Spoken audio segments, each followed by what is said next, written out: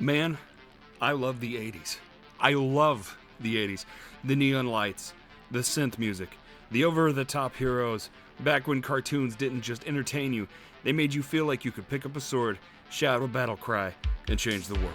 From the moment I first saw this character, and its show in general, I was hooked. A hero with impossible strength, a world full of magic and monsters, and a villain so iconic he practically defined evil and is the center of a lot of memes. This wasn't just a cartoon, it was a power. It was a myth. It was the kind of story that sticks with you long after the screen goes dark.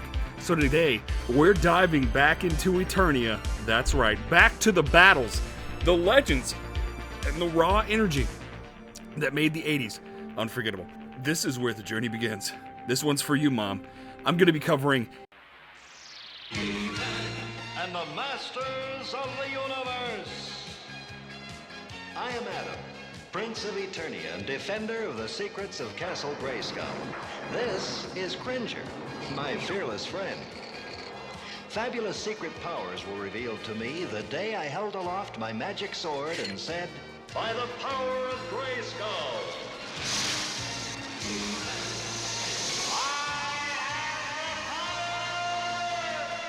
He's the royal heir to Eternia, of a planet where everyone else is either jacked beyond belief, wearing armor made of pure intimidation, or actively trying to conquer the universe. And then there's Adam, Prince Adam, shirt half open, super soft guy. Everyone thinks he's a coward, but then out of nowhere, meanwhile, He-Man shows up seconds after Adam disappears. Adam somehow never gets hurt. He's built like a Greek statue, but acts like he can't open a pickle jar. And nobody, not even Skeletor, who literally lives to ruin lives, connects the dots. Honestly, sir, open your eyes. He's all like, "I will destroy He-Man, but that floppy-haired prince, nah, he's harmless." Okay, alright. Anyway, this is how the transformation works. Adam lifts up the sword, yells something dramatic, gets struck by lightning like he's just angered Zeus, and suddenly he's got a better haircut, 300% more muscle, and his voice drops an octave. Confidence goes from, guys, to I have the power, literally. It's the most aggressive glow-up in cartoon history. The man is hiding the fact that he's the strongest being in the universe by pretending to be clumsy, sleepy, and slightly allergic to responsibility. And somehow this works. He's like if you took a barbarian, a superhero, and a lightning bolt, and then mashed them together. His powers are immense. All right, so this is a big ass list. All right, you ready? He's got strength that is absolutely insane, lifting boulders like they're pillows, punching through solid stone and metal, going toe-to-toe with Skeletor and not getting obliterated immediately.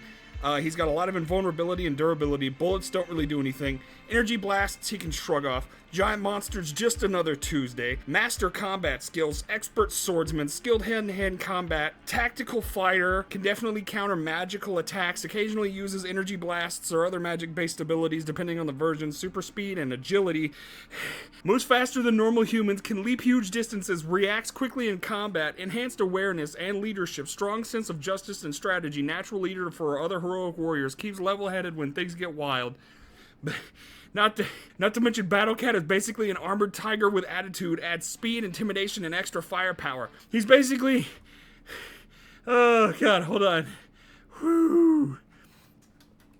Ugh. Superman level strength, barbarian warrior, magical champion. That's the bottom line. Oh my God, let me catch my breath. Woo! So, we're gonna get down to how he was created. He was created by Roger Sweet, a designer working for Mattel in the early 1980s. He developed the character as part of a push to create a new action figure line that would compete with things like Star Wars. His concept was super strong, a barbarian hero with a secret identity.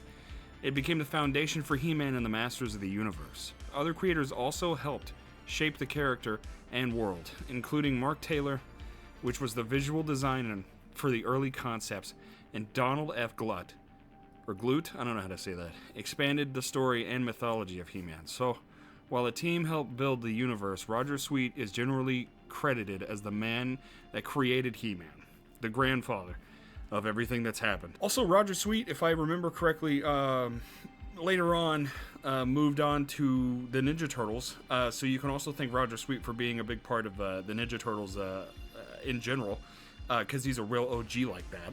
And a lot of the He-Man box art that came out for the figures, because I'm also a really big action figure guy. The He-Man box art, it was gorgeous. I mean, look at these things. Let's just take a moment to look at this. Immaculate. And ever since 1982, he's been everywhere. He's one of those characters that never really disappeared. He just kept getting reinvented. Here's a fun little list of things he's done. There's the classic cartoon era from the 1983 to 1985. It's the most iconic version people remember, with Skeletor and Prince Adam. And then 1987, Masters of the Universe movie, that starred Dolph Lundgren.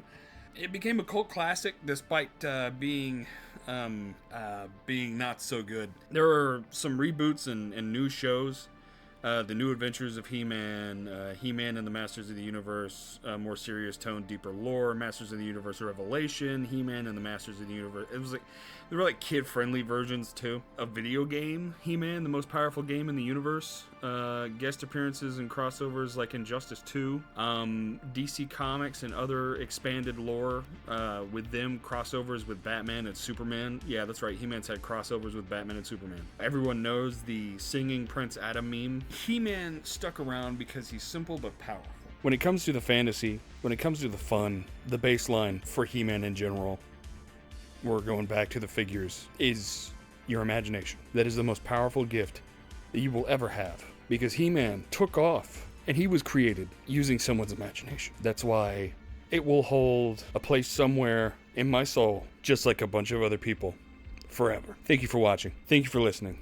Thank you, Mom, for giving me a Masters of the Universe season 1 through 3 when I was younger, and I watched the shit out of it. All right, sappiness set aside, I hope you enjoyed. Like, subscribe, or not. Again, my life is still in shambles, so I don't know.